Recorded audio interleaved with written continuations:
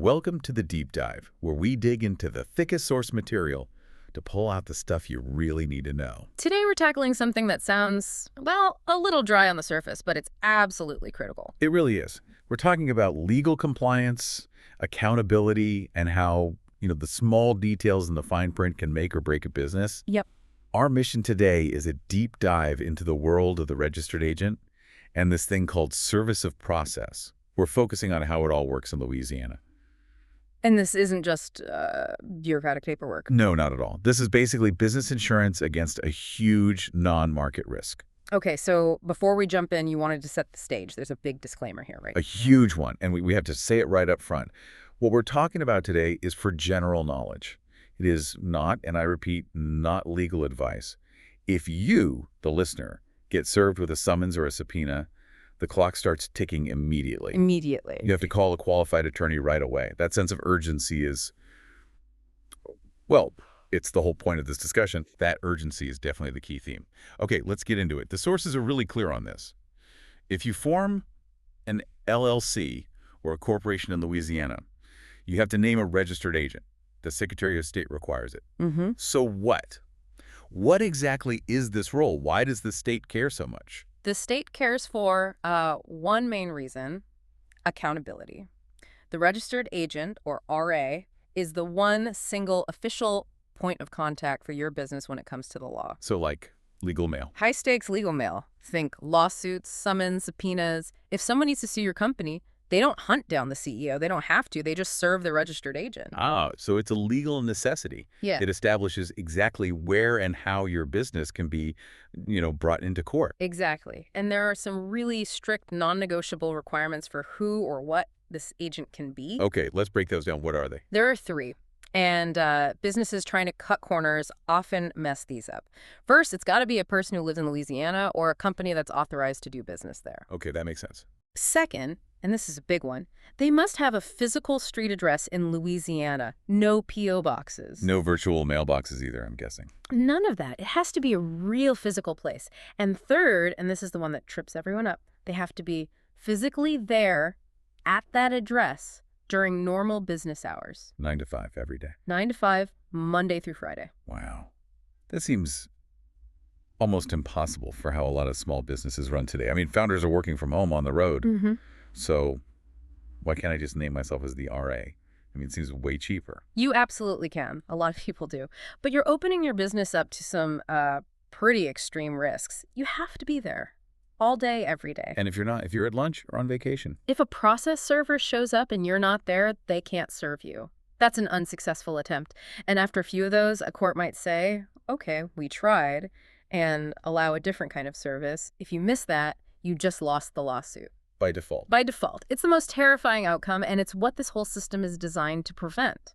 And, okay, besides the risk of just not being there, what about privacy if I use my own name and address? Your home address becomes public record, period. Public how? When you file with the Secretary of State, that registered agent address is published in a public database. Anyone can look it up.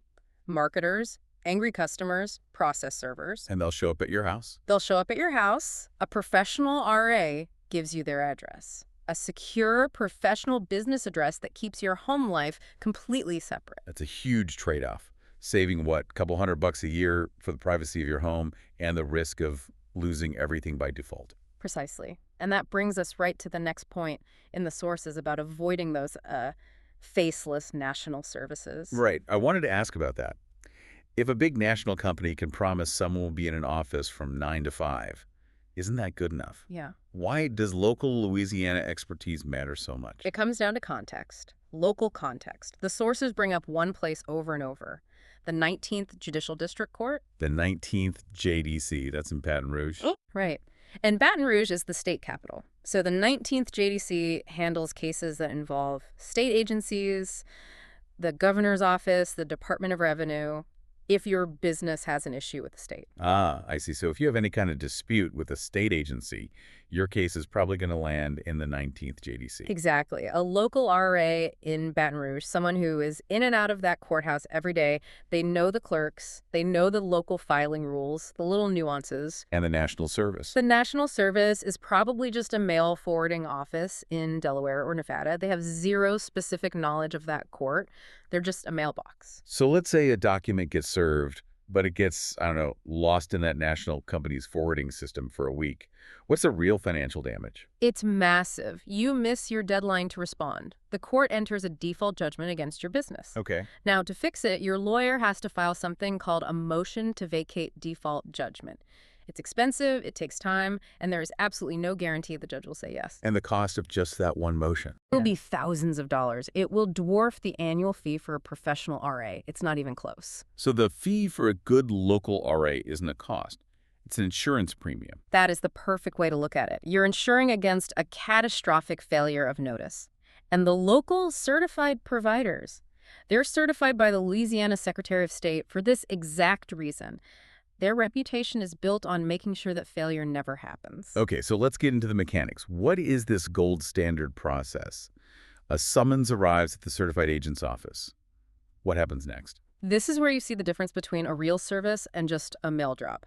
The agent accepts the papers, and right away they create a record. Time, date, who it was from. Okay. Then immediately, and I mean immediately, they scan the entire document, the summons, the complaint, everything. And they just email it. They email the digital copy, usually with a read receipt request. But they don't stop there. This is the crucial part. What's that? They pick up the phone. They call the client or the client's lawyer to make sure a human being acknowledges that an urgent legal deadline has just started. A call and an email. That's the redundancy you need. It is. It's accountability. They also generate an affidavit of service, which is the legal proof that service happened and when it happened. That's what you use to calculate your response time. And if someone listening right now realizes, uh-oh, my agent is just my cousin who's never home, how hard is it to switch? It's designed to be super easy. The professional agent you're switching to does all the heavy lifting. They give you the change a registered agent form, help you fill it out, and even help you file it with the Secretary of State. So it's a quick fix. A very quick and necessary fix. Okay, so that covers the receiving end, the RA function. But the sources also talk about the other side of the coin. Service of process. The act of actually sending the documents to start a lawsuit. Right. And many of these professional RAs are also professional process servers. Their expertise in receiving is based on their expertise in delivering. So let's walk through that. I'm an attorney, and I need to get a summons served. What's the workflow? It almost always starts with a secure online portal. You, the sender, go to their website, you upload all the documents, the summons, the petition, any exhibits. And you can add special instructions. Absolutely. You enter the full name of who you're serving, the exact physical address for service, and any special notes like, only serve this person between 1 and 3 p.m., or this requires personal service on an officer. Okay, makes sense. Now, the sources mention you have to prepay. Why is that so important? Because serving papers is a time-sensitive, legally complex job.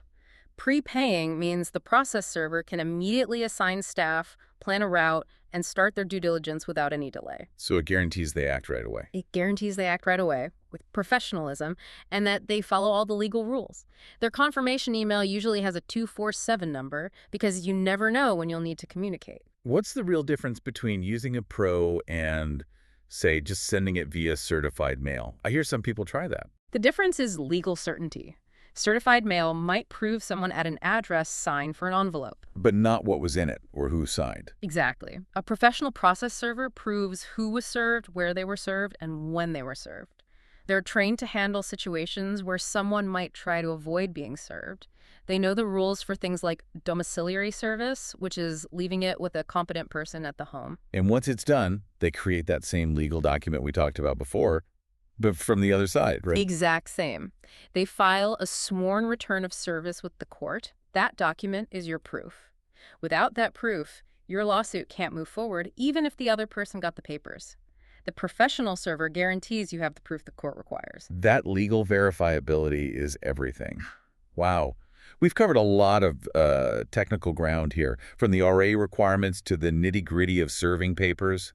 We have. I think we've learned that a registered agent isn't just a name in a box on a form. It's A strategic first line of defense. It requires physical presence and real local expertise, especially with courts like the 19th JDC. Yeah, the big takeaway for me, for the listener, seems to be about how you think about the cost.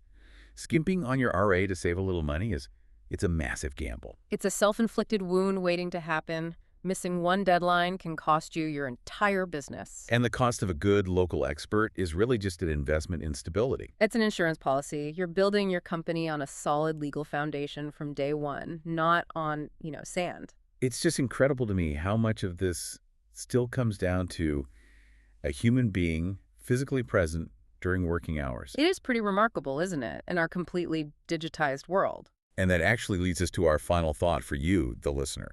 The sources keep hammering this point. Hmm. The legal requirement for a physical street address and someone being there from 9 to 5.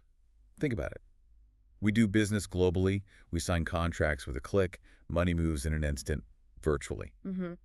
And yet, this foundational legal concept, service of process, still depends on the physical reality of a person standing at a specific address, ready to accept a piece of paper. It really is tethered to the physical world. So what does that persistence, that insistence on physical human presence, tell you about the fundamental nature of law and due process in an age of global virtual business?